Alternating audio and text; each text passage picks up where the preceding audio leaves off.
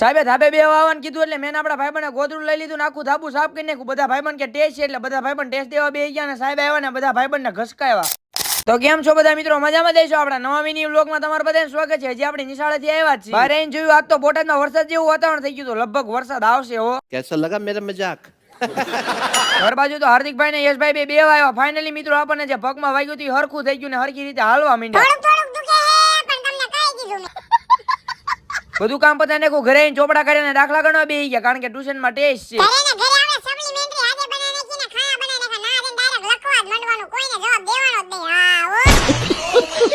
Tuition નો time થઈ ગયો, બધા ચોપડા દફતરમાં નાખ્યા, ગાડી કાઢી નીકળી ગયા ટ્યુશન. બધા ભાઈબંધ ડાયરેક્ટ ટ્યુશન માં આવતા રહ્યા ને સાહેબે ભણાવવાનું ચાલુ કરી દીધું. મળશું આપણે 2 કલાક પછી. સાહેબે ટેસ્ટ દેવા બેવાનું હતું એટલે મેં આપણા ભાઈબંધને સાહેબના ઘરેથી સાનામાના ગોદડું લઈ લીધું ને આખું ધાબુ સાફ કરી નાખ્યું. ભાળ છે એટલે પૂરું.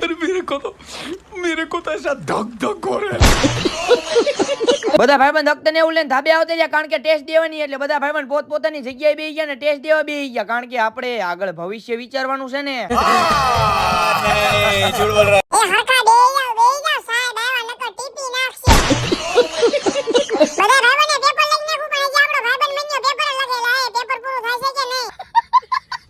આઠ વાગી ગયા બધા ભાઈબંધ ટ્યુશન માંથી છૂટી ગયા, ગાડી કાઢી નીકળી ગયા બધા ભાઈબંધ પાછા ઘરે આવ્યા ને ડાયરેક્ટ મોટી દુકાને બેવા આવતા રહ્યા. તમે બધા ફોલો તો કરી નાખો.